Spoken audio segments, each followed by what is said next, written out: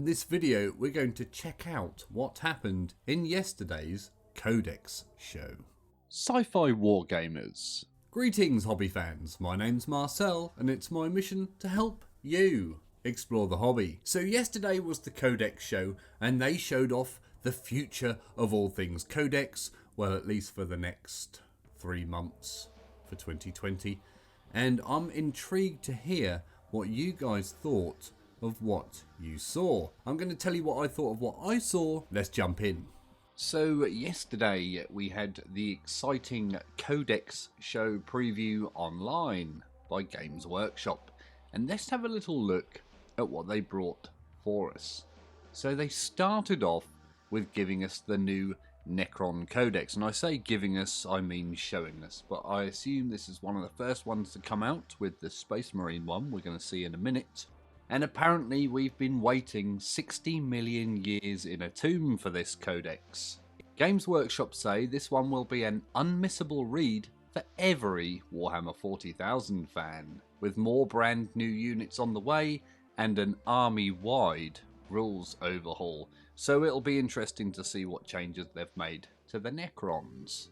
And I have to say, I think the new Codex Necrons cover does look quite nice. So they've brought in some new lore, most importantly the return of the Silent King. He has returned from his self-imposed exile, and apparently his reappearance has caused something of a crisis of faith among the dynasties, and not all have welcomed him back. Who hasn't welcomed him back, and who has? I don't know, but I guess you'll have to read the Codex to find out about that one. So the new Codex tells us all about him, the dynasty of the Silent King himself, and reveals the impact that their rise to prominence has had on the other Necron Pharaons and their dynasties, and comes with some new amazing pieces of artwork. Now there's some units in this piece of artwork, I keep saying piece of artwork, that I haven't seen before. There's those flying things with an upside down pyramid on the bottom, and some big walkers with a gun on the roof. Is that a reanimator bending down, or is that a different unit?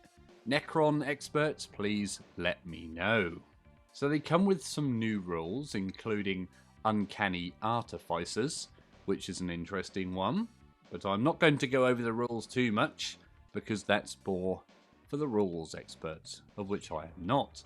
There's also the Protocol of the Conquering Tyrant, which adds a couple of directives to your unit.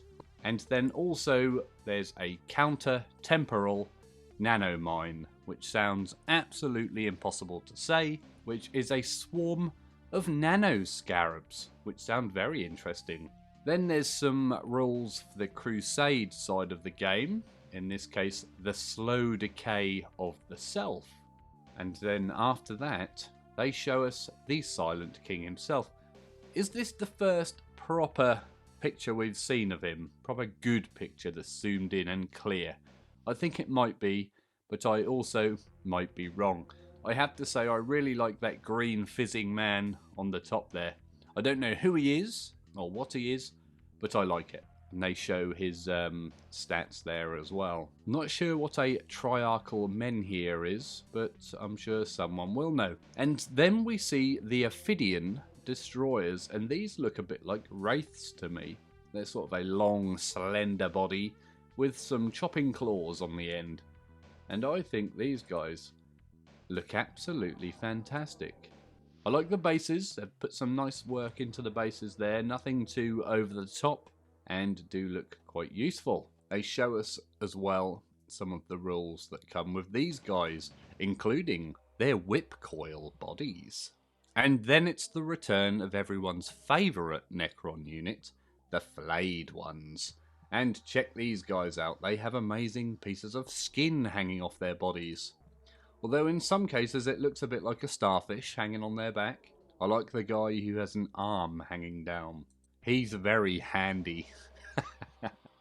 But apparently their new rule is the flesh hunger. Each time a model in this unit makes a melee attack against an enemy non-vehicle unit, an unmodified hit roll of 6 scores 1 additional hit.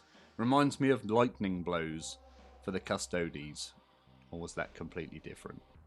Anyway, I digress. And then we see the Chronomancer and his massive, massive chin. And how cool is he?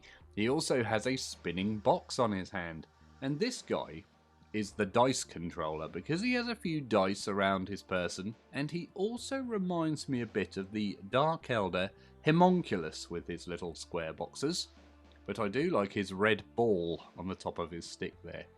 Anyway, I think these new Necrons are incredible. He doesn't have legs, he has octopus body. And he also has a Chronometron, which is a reroll charge roll thing. And then they show us the Psychomancer, with an intriguing digital skull being summoned forth from his tail. Is it coming out of his tail, or is it just modelled onto his tail? I don't know. Whatever it is, it's incredible. The paint job on that is also fantastic. Now he comes with a Nightmare Shroud aura, but we won't get into the rules for that one. And then they showed us the new Codex Space Marines, which I think everyone has been waiting for at least a week. And then amusingly I saw the Even in Death I Still Serve Crusade rule, which when I first read it I thought this was a rule for the standard game, and when you die you could roll a dice to see if you came back as a dreadnought, but apparently not. It's in between games for Crusade. But that would have been interesting, wouldn't it? A bit like a Chaos Spawn, you know, you don't turn into a Chaos Spawn, they quickly stuck me in a dreadnought body.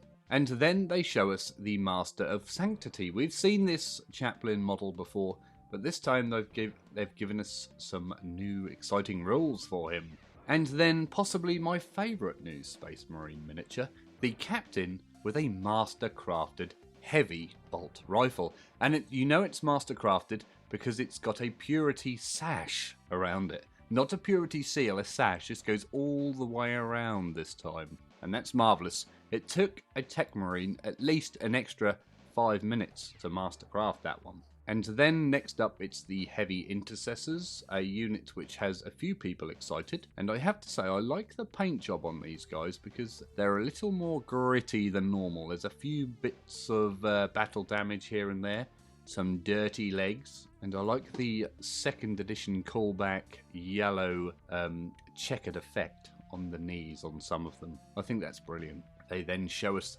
the data sheet for the Heavy Intercessor squad. And then there's the potential game breakers, as everyone's calling them, the melter-toting Eradicators that made their debut in Indomitus. And these guys carry some sort of melter guns. I don't think they're standard melter guns. Are they powered up melter guns? They swap out their melter rifles for an even harder hitting heavy version. Oh, and you'll also be able to give one Eradicator a multi-melter. Okay, with a new profile there. That's different to the older multi-melter profile.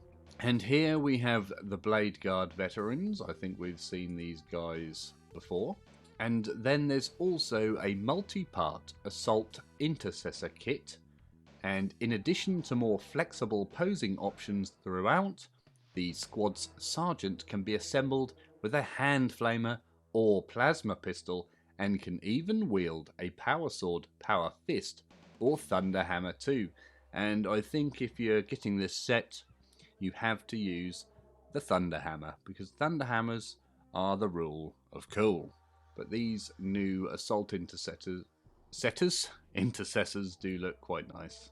Love the guy carrying a bandolier of grenades there. And then they say, last but by no means least, is one of the coolest Primaris releases so far, although that is subjective, the Storm Speeder. Apparently this awesome assault craft comes in 3 patterns. Each is equipped with a blistering array of heavy weaponry designed to eliminate a particular type of enemy. And first up is the anti-infantry specialist, the Storm Speeder Hail Strike, which has multiple anti-infantry weapons on there, including those 2 guns which look like heavy stubbers on the top and the assault cannon in the front. And then there's the anti-armor variant, which is the Storm Speeder Hammer Strike, with what looks like a giant cyclone missile launcher. Oh, okay, it's a tri-barreled melter on the front as well there. I thought that was a flamer, but it is a tri-barreled melter, which is interesting. I'd like to see the rules for that. And they then show us, which is interesting. It's 9 power, by the way. Interesting to see the points for one of these. And then lastly, you have your anti-tank, anti-aircraft variant, the Thunderstrike, with a las cannon in the front and some sort of cyclic missile launchers in the top there, which look a bit like revolver guns, don't they? They look pretty cool. Next up, they showed us some of the new codexes coming out, but before, they showed us the new Death Guard chap. I'm not sure what he's called. I'm sure one of you out there will. But the next codexes coming up is Blood Angels, Space Wolves, Death Watch, and Death Guard, with apparently Dark Angels following hot on the heels of those. There's a few people telling me that that's unacceptable because that's too many Space Marine codexes. However, I feel once we've got this bunch out of the way, there shouldn't be many more Space Marines to go back to, so then we get all the good stuff. So don't worry, once we hit 2021, it's all the good stuff and all the Xenos. But apparently, each of these books will be packed full of updated datasheets and weapons profiles, new stratagems, and loads of bespoke Crusade content too. And then there's also a Imperial Armour Compendium by Forge World coming out, which looks to be a big hardback book. Probably going to be around £60 to £80 again then. I'd like to know what units are in this and what units are not in this, because these indexes seem to drop units left, right and centre, and also add units left, right and centre, so you never really know what's in these books. So I'd like to see a contents list for this one. But apparently there will be some rules for the Death Corps of Krieg. I want to see Elysians in there, but I don't think we'll get them. Are Elysians completely wiped now? I don't know, but we'll need to see the book's contents before we can make comment. But apparently an old favourite, the Orc War Boss on bike, is making a return.